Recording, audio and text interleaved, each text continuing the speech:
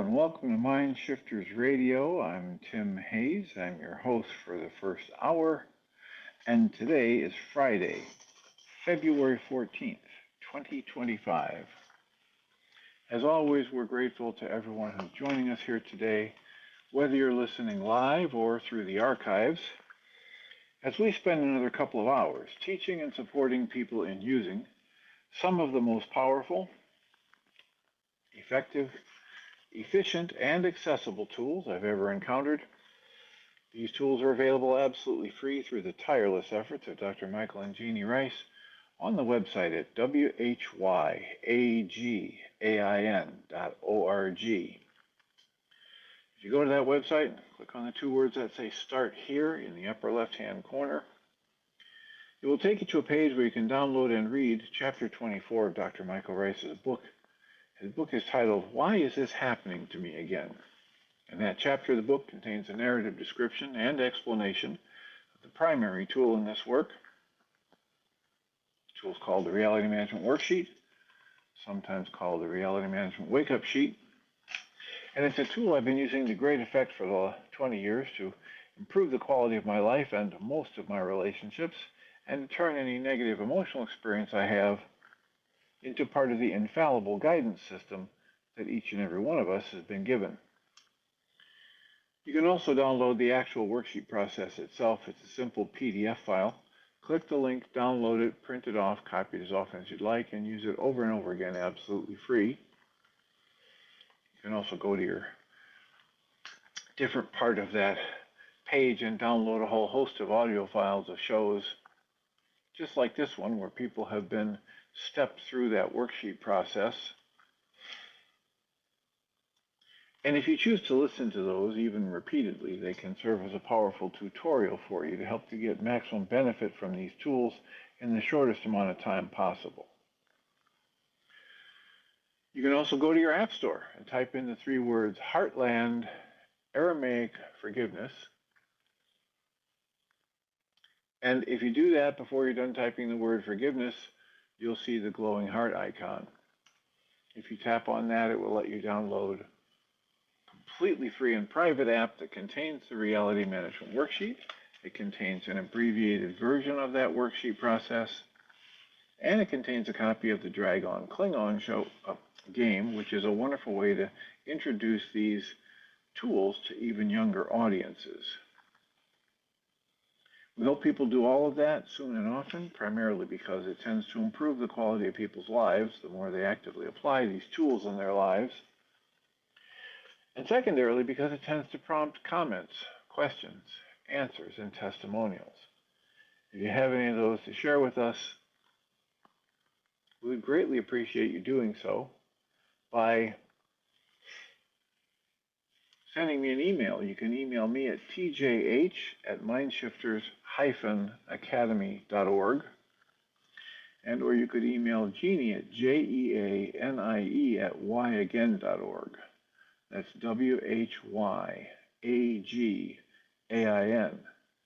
whyagain.org. And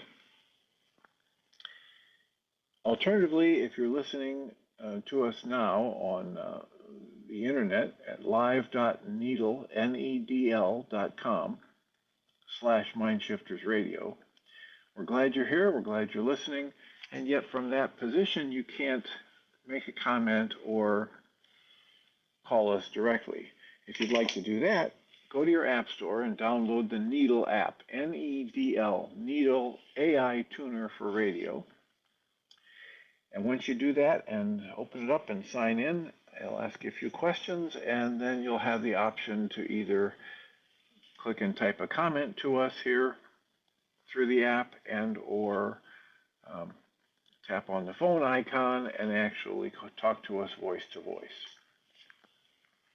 And we greatly appreciate whenever anybody does that, because it makes it infinitely easier for us to do our work and live into our intention here. The intention we have is to be of service, and that's just many times easier to do when we know how these things are landing for you. So we have plenty of time for comments or questions. we have been working through Alan Cohen's most recent book. His most recent book is titled Of Course in Miracles. And I've been reading it with commentary. And one of the things we were talking about yesterday as I was reading through it is the take he has on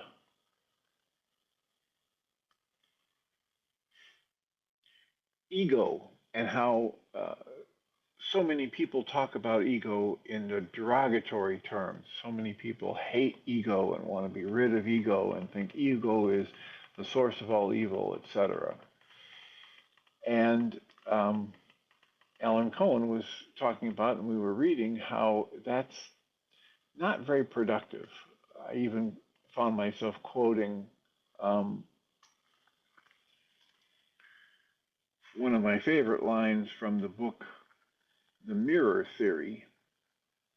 And that particular quote related to ego. The student in that book, The Mirror Theory, is named Betsy.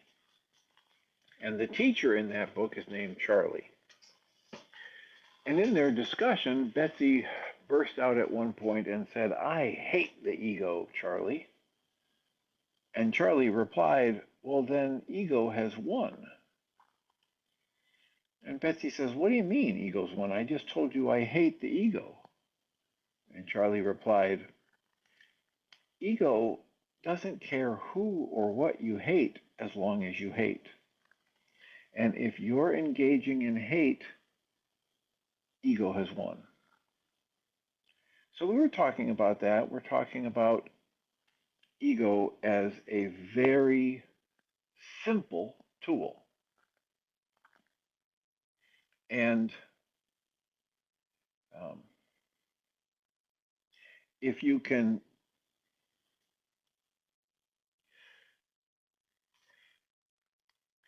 shift the mindset that you've been conditioned into in our culture, most people who had a decent education have been told in various ways at different times that the source of their problems is ego, and if we are egoless, we are enlightened or we're higher on the spiritual path, etc. And yet all the great, really good teachings that I've ever run into talk about ego is not bad. Ego is just a tool. And there are certain times and ways that I want to be able to access my ego and what it has to offer me. And there are many other times and ways where I want to just be able to put it aside. So this morning, as I've mentioned in the past, I listen to Pema Chödrön books from time to time. There are several of them that I come back to, and one of them is called Start Where You Are. And in the 7th lesson, or chapter of that book, she has a piece titled Bringing All That We Meet to the Path. And in this lesson, as I was listening to it, she says almost exactly the same things about ego. So I'm going to switch over, away from Alan Cohen's book temporarily, and read a little bit with some commentary from Pema Chödrön's book, Start Where You Are. And Pema writes, today's slogan, she's going through a list of Buddhist slogans and teachings. Today's slogan is, quote, when the world is filled with evil, transform all mishaps into the path of Bodhi. That's a closed quote. Then she writes, the word Bodhi here means enlightenment. This is the basic statement of Lojong altogether. How to use the unwanted the unfavorable circumstances of your life as the actual material of awakening. And Jeannie Ryce says, I'm very quiet today, so I'll talk a little louder. I don't know what to do about these technical issues. So Guy Finley talks about how the lessons we need to learn in life ride into our life on the back of the events we don't want.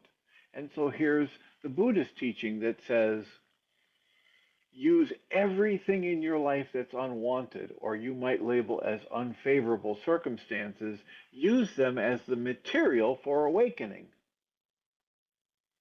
And Pema writes, this is the precious gift of the Lojong teachings. Whatever occurs isn't considered an interruption or an obstacle, but a way to wake up.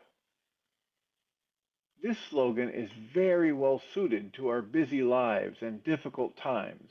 In fact, it's designed for that. If there were no difficulties, there would be no need for Lojong or Tonglen, these practices in the Buddhist teachings.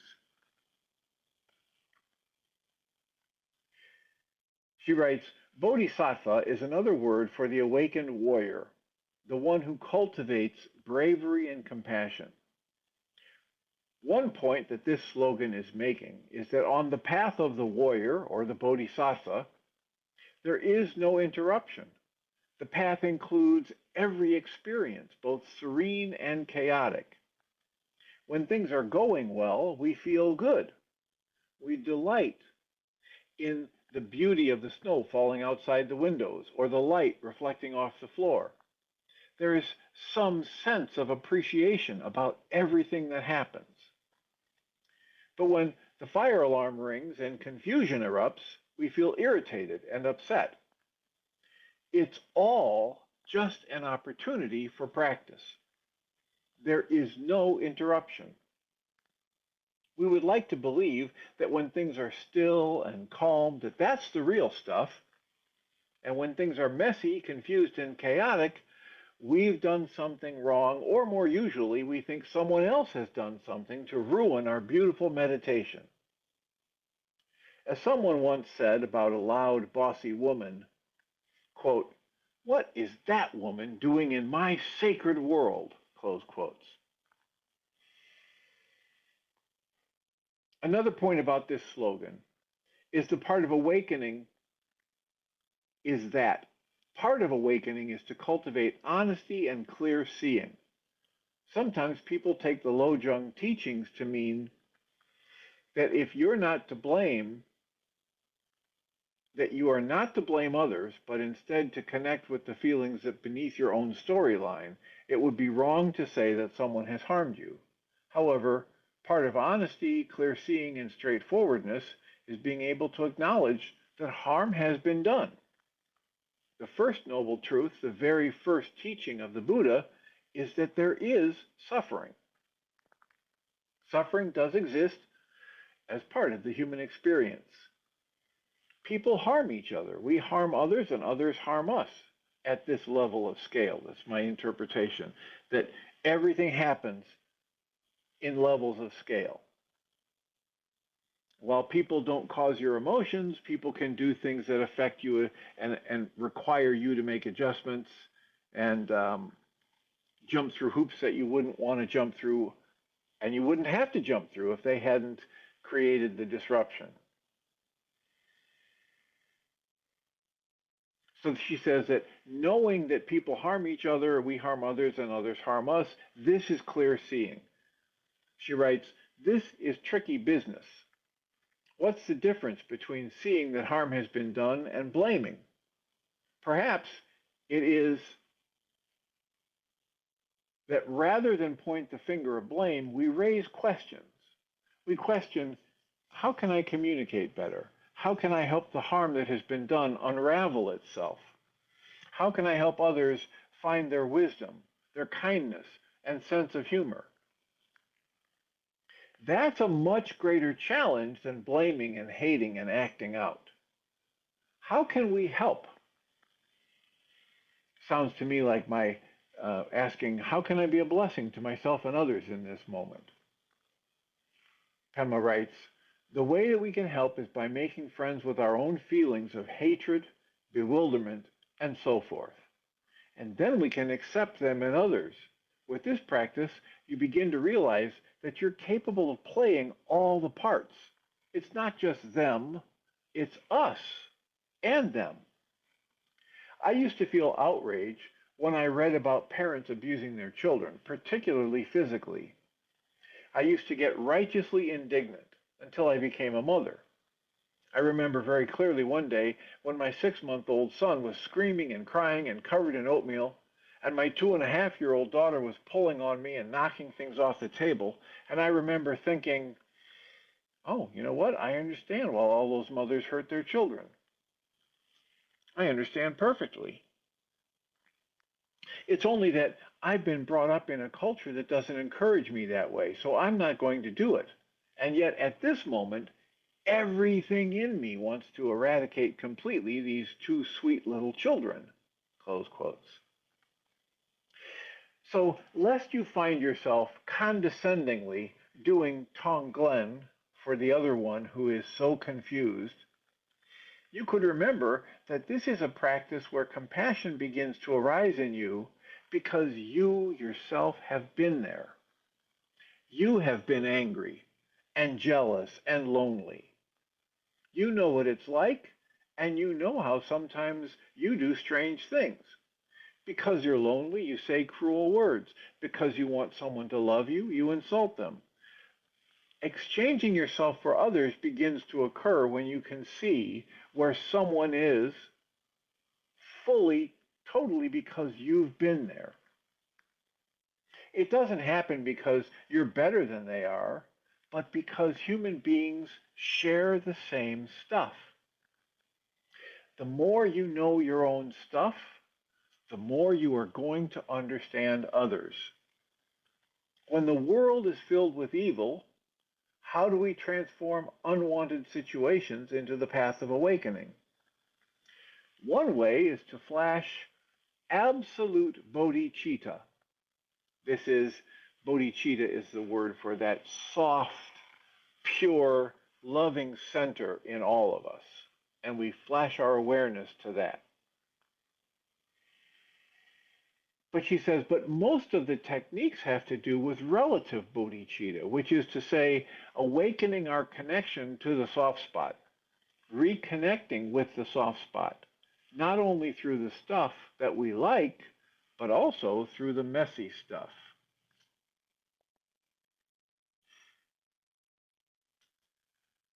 People have plenty of reasons to be angry. We have to acknowledge this. We are angry at times.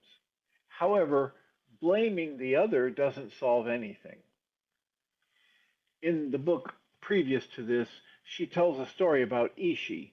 Ishi was an indigenous person whose entire tribe had been killed, and he wandered out of the wilderness into what was at that point civilization, where they had trains and primitive cars and things like that. And Ishi found a way to exist in the world as the last of his kind, in the world that had exterminated every one of his family and tribe. And she writes here, Ishi had plenty of reasons to be angry. His whole tribe had been killed. Methodically, one by one, they had been killed. There was no one left but him.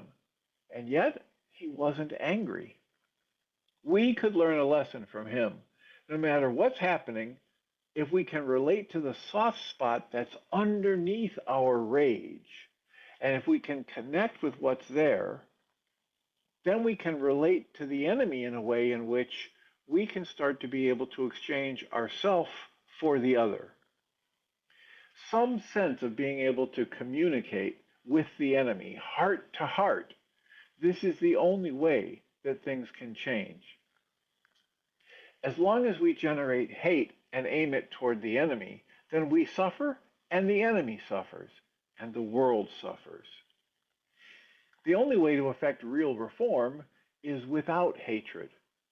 This is the message of Martin Luther King, Cesar Chavez, Mother Teresa. Gerald Red Elk, a close friend and teacher who was a Sioux elder, told me that as a young man he had been filled with hatred for how his people had been and continued to be treated. Because of his hatred, he was alcoholic and miserable. However, during the Second World War, when he was in Europe, something in him shifted. He saw that he was being poisoned by his own hatred.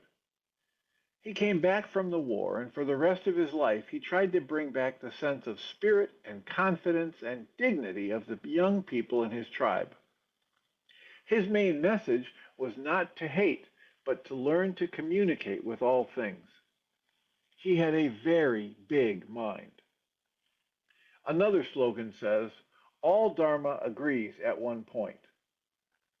No matter what the teachings are, shamatha vipassana instruction, whether it's Lojong instruction, any instruction of sanity and health from any tradition of wisdom, the point at which we all agree is to let go of holding on to yourself. That's the way of becoming at home in your world. This is not to say that ego is a sin. Ego is not sin. Ego is not something you get rid of. Ego is something that you come to know, something that you befriend by not acting out or by not repressing all the feelings that you feel. So here's the same message that we were getting from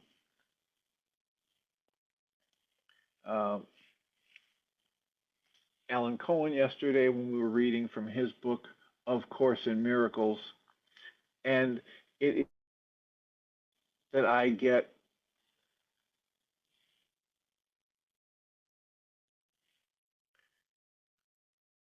from every single deep tradition that resonates with me. So I'm going to pause here because people keep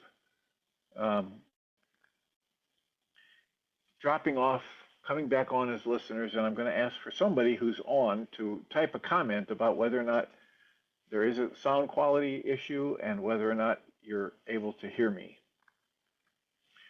We have, it's listed as 5 listeners. So if you're listening and you're through, please let me know in the comments whether or not you can hear and what the sound quality is like.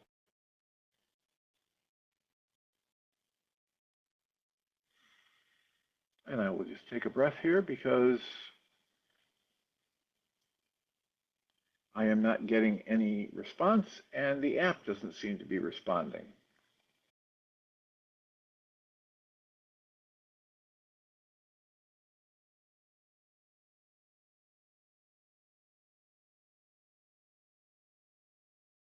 Looking at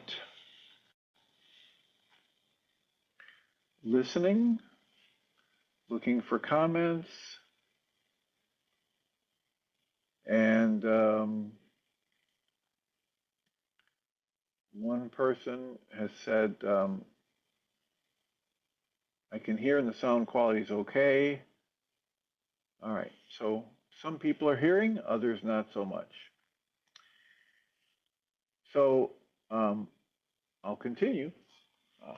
I'm doing a cross comparison here between several different teachings, whether it's the way of mastery, which talks about how the ego is just a very simple tool. The intellect and the ego are very simple tools. And not evil, not bad, not something to get rid of.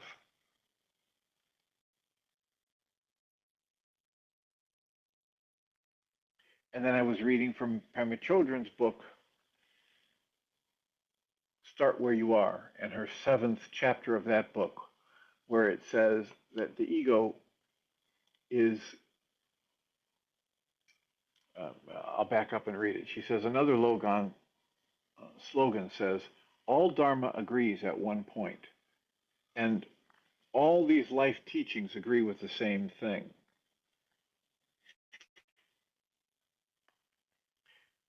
That is,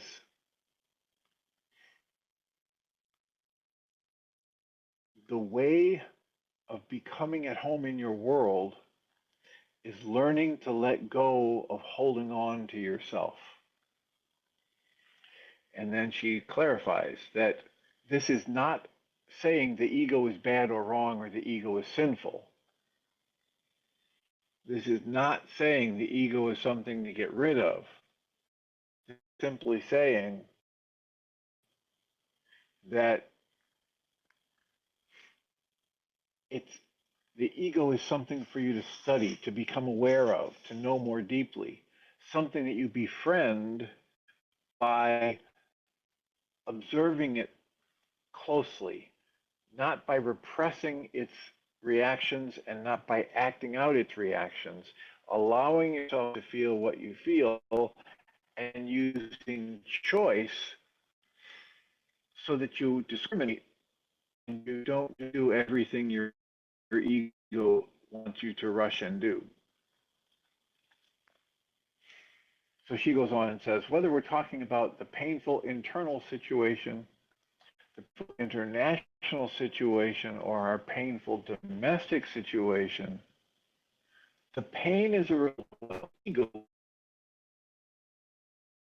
clinging, ego wanting things to work out on its own terms, ego wanting me victorious.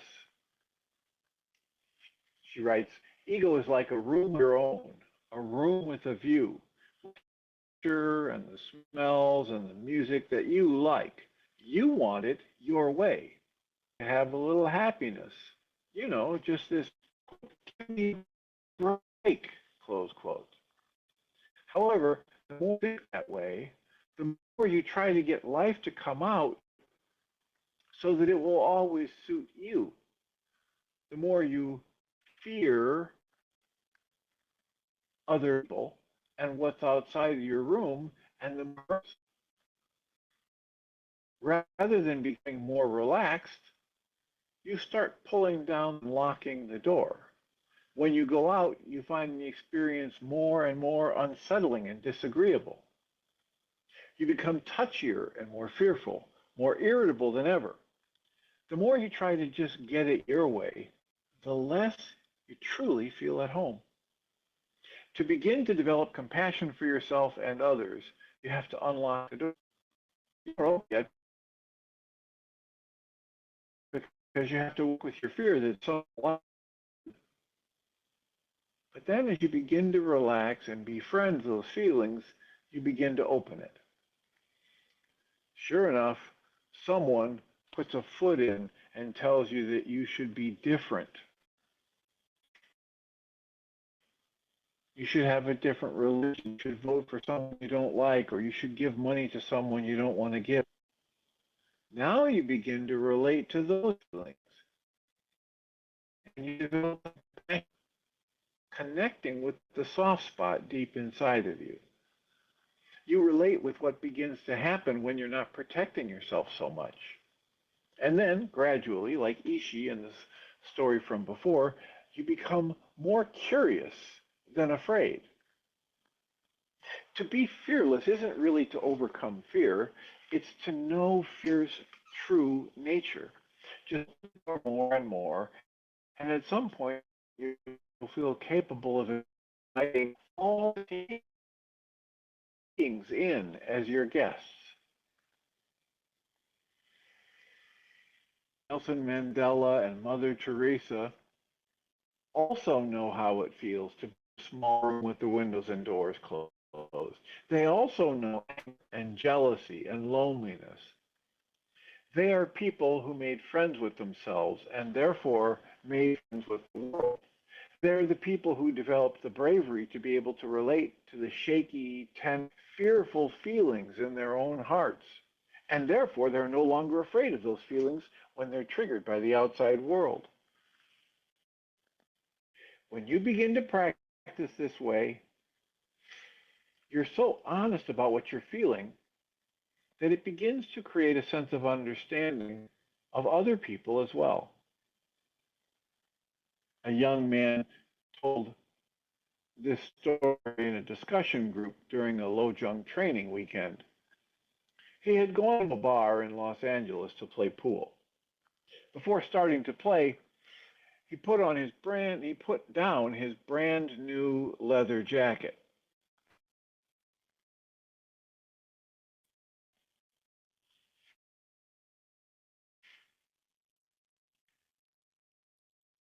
And he put it on a chair, and I'm glitching and not showing me comments. So I keep checking it, and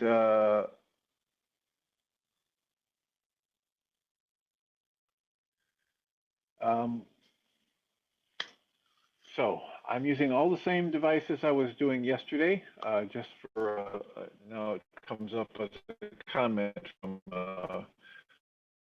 Allende, a question. Yes, I haven't changed anything from yesterday. So back to the story.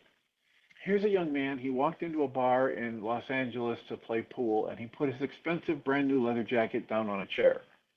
And when he finished playing, his jacket wasn't there. The four other people in the bar just sat there staring at him with big smug smiles on their faces.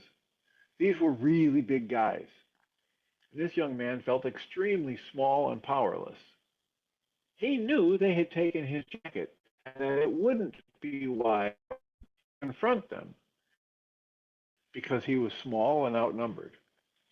He felt humiliated and helpless.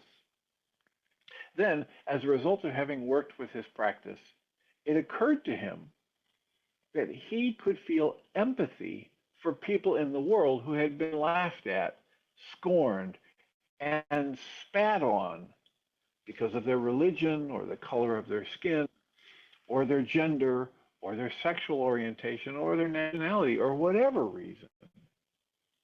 He found himself empathizing with all the people throughout time who had found themselves in humiliating situations. It was a profound experience for him. It did not get him his jacket back. It didn't solve anything, but it opened his heart to a lot of people with whom he had not been open before and hadn't had any sense of shared experience with prior to that event. This is where the heart comes from in this practice, where the sense of gratitude, appreciation for our life comes from. We become part of a lineage of people who have cultivated their bravery throughout history. People who, against enormous odds, have stayed open to great painful situations.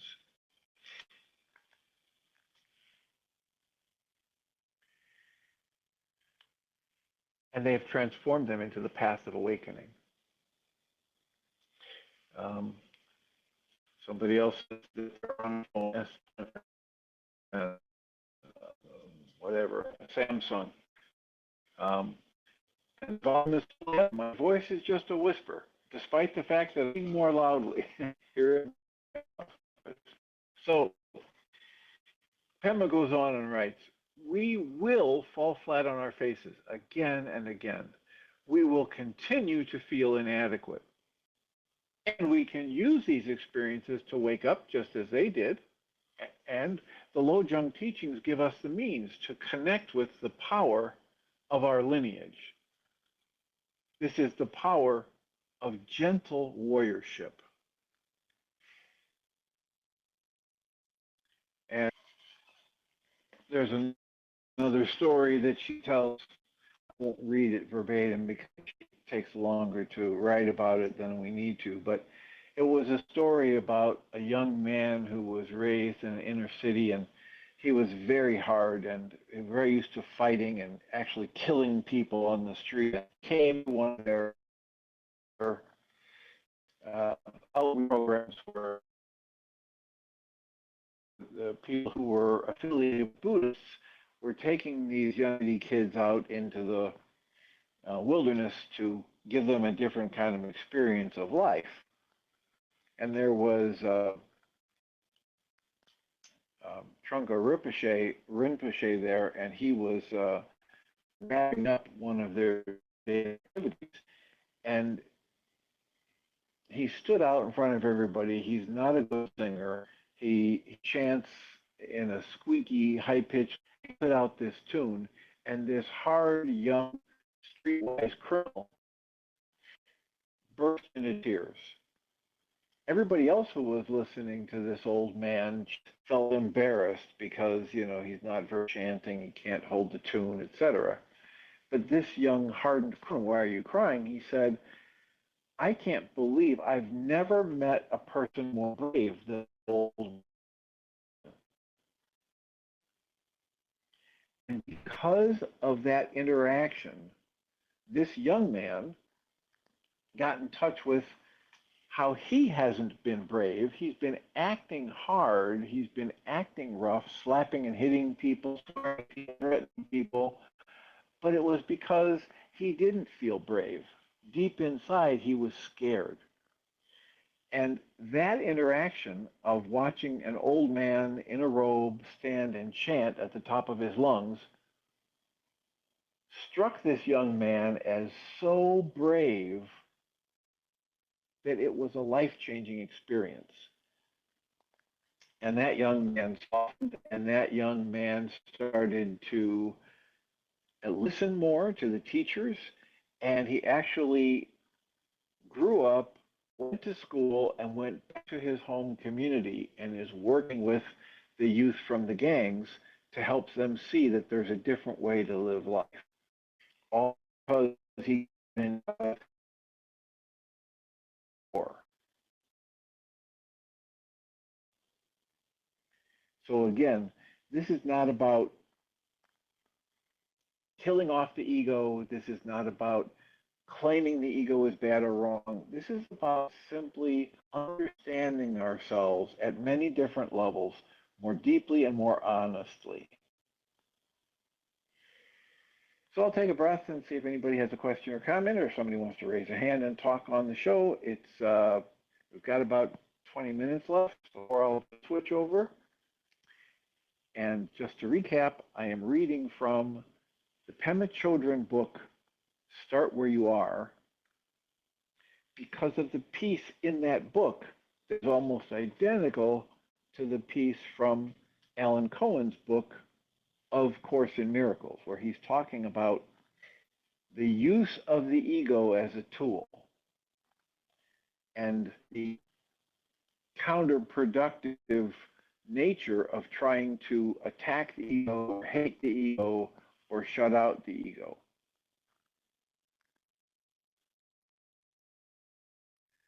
So,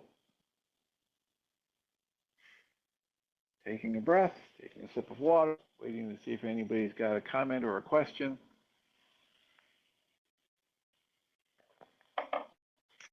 Understanding that I have no way to try and turn up the volume from the technology that I have here. So if the volume is low, you have my apologies. I will do what I can to increase the volume when I post this as a podcast for the replay, whether it's the Apple Podcast app or Spotify, Amazon, or wherever you get your podcasts. And they should be ready. This replay should be ready within an hour or two of maybe 3 or 4 at the most of ending the show today. So again, if you have a comment or a question, please feel free to email me at tjh-mindshifters-academy.org. And if you're listening to this from live.needle.com/mindshiftersradio, we're glad you're here. Thanks for listening. Yet if you want to have contact, make a comment, or talk to us directly, you'll need to download the Needle app from your app store. It's NEDL for live radio or radio tuner. Once you download the app, log in, answer a few questions, and you'll be able to either type comments or speak with us on the phone. How can we support you? What's on your mind today? I am I'm watching the app, and it says we've gone from 6 and 7 listeners down to 4 again, and I have no way of knowing whether this is because people are having technical difficulties or they're just busy in their lives and they're just tuning in when they can. So rather than get back into the reading and not knowing if anybody can hear me and no comments are coming through, I'm inclined to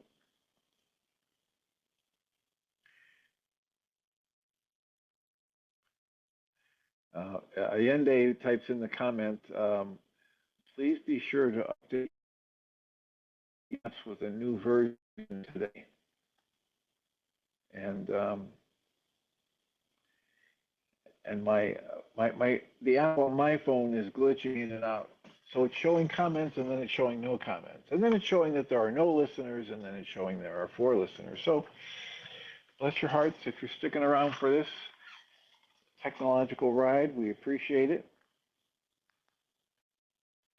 And as I had mentioned before, we were reading from the book of Course in Miracles by Alan Cohen.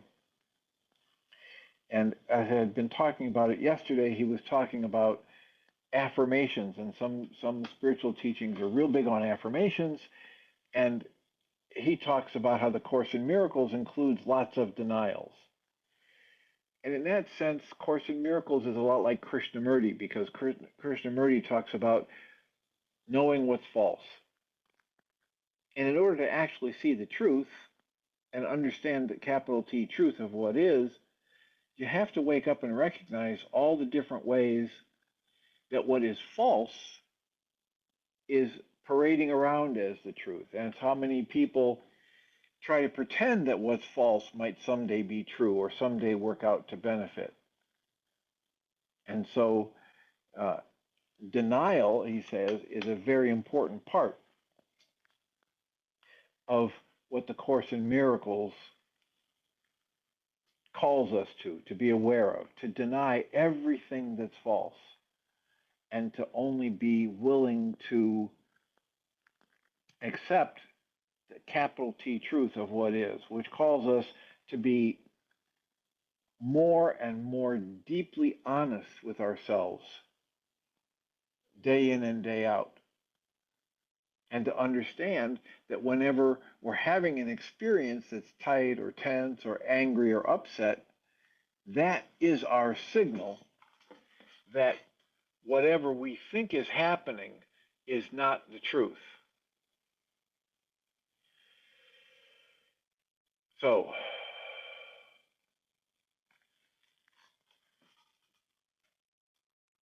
I believe I've read miraculous insights from previous chapters. And at the end of this chapter, Alan Cohen asks these questions. What things do you want that are temporary and will fade with time? Next question. What do you want that is eternal and will not fade with time? Next question. What problems, diseases, conflicts, or wars do you give your attention to? And how does that make you feel? Fourth question. What beauty, love, abundance, health, and peace do you give your attention to? And how does that make you feel? Next question. When you try to change other people or the world, how does that leave you feeling? When you change your mind about other people or the world, how does that leave you feeling? Does that bring you peace? And then he asks us to affirm, quote, I find inner peace by valuing what is eternal. I give my full attention to the blessings in my life. I do not need to manipulate to become peaceful. I gain the deepest well-being by changing my mind. Close quotes.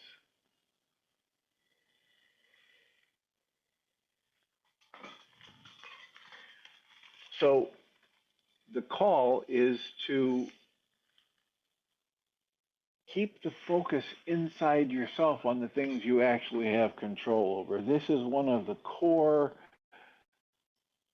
practices that I do on a regular basis, and I encourage everyone that I work with, whether it's a patient in my private practice or somebody on the internet show or somebody in the support groups, which is why we so often suggest that people do reality management worksheets in the support group. People will call up and they'll their problems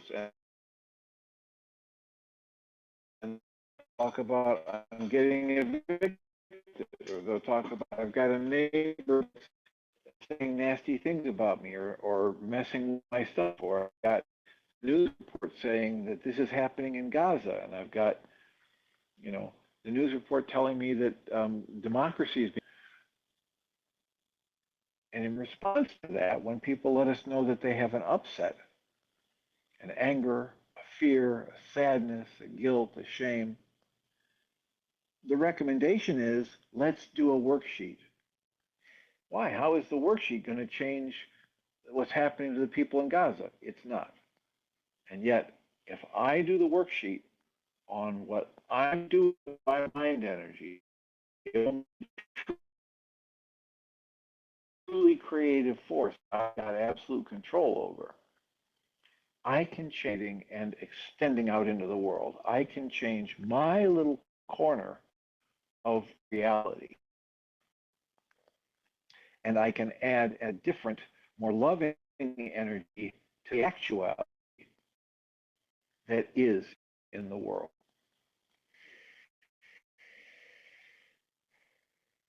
And I will offer apologies because somebody is here listening or not, but there are no listeners currently listed on my app and no comments. So I will reiterate that the primary focus of people in my private practice, in the support groups, and on the internet show is to help us all learn to question, what do I have control over in this moment? And what is mind to do to shift my internal state away from any fear, anger, tightness, tension, confusion, or hurt over to what, the internal softness, the true nature, my connection to my source. That that they talk about when they say your true nature can't be chipped, dented, rusted, faded, or broken in any way. That you are whole and complete, just as you are, and nothing of value can be you, and nothing of value can be taken over. And every tool that I can find that helps me choose that core of myself as my focus is worth its weight in platinum and gold combined. Especially if I can bring myself to actively apply them in my life. We've had a number of people here who've come to the support groups and then gone away and then come back, and the people who come back and say, I'm so happy I have these tools, are the ones who are actually using the tools. The people who come back and say, wits end and all the tools you gave me before aren't, usually those are the people who aren't actively using the tools. So that's our invitation. The tools are available absolutely free through the tireless efforts of my They're on the website at whyagain.org. And if you go there and click on the two words that say start here in the upper left-hand corner, it will take you to a page where you've got full access to chapter 24 of Michael Ryce's book. The book is titled Why Is This Happening to Me Again? And you can download the worksheet process, and you can download a whole host of shows, audio files, shows where people have been stepped through that worksheet process, and they can serve as a powerful tutorial for you to help you get access to not just the worksheet process, but instructions on how to apply it in your life.